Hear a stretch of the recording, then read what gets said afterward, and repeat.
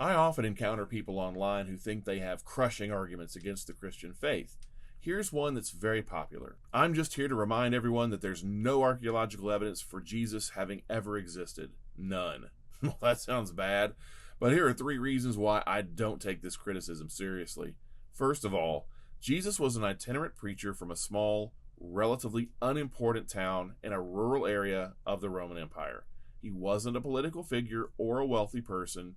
He wasn't a member of the religious elite. He didn't build any buildings. He didn't carve any inscriptions.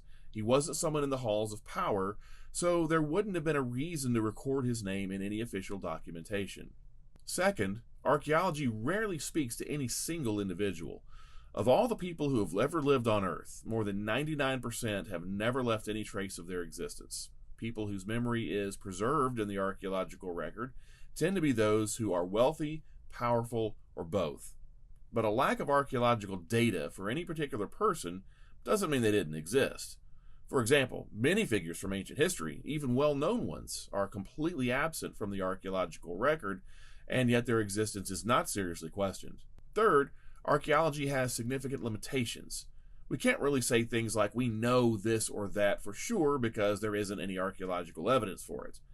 This is misleading because while it might technically be true, it is often used as an argument from silence. To be responsible, we can only say, at the present time, archaeologists haven't discovered any evidence. It could be that they will discover some in the future, but it is irresponsible to say that there isn't anything there when so much remains to be explored.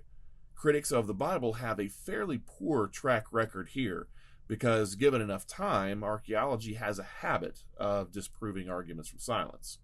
So it's true that there are no inscriptions or physical artifacts that explicitly refer to Jesus by name during his lifetime, but this absence is not surprising, nor does it disprove his existence. So while there's no direct archaeological evidence for Jesus' life, this doesn't undermine the vast historical documentation that affirms his existence. Many respected historians, regardless of their religious beliefs or lack thereof, believe they have enough data to accept that Jesus of Nazareth was in fact a historical figure.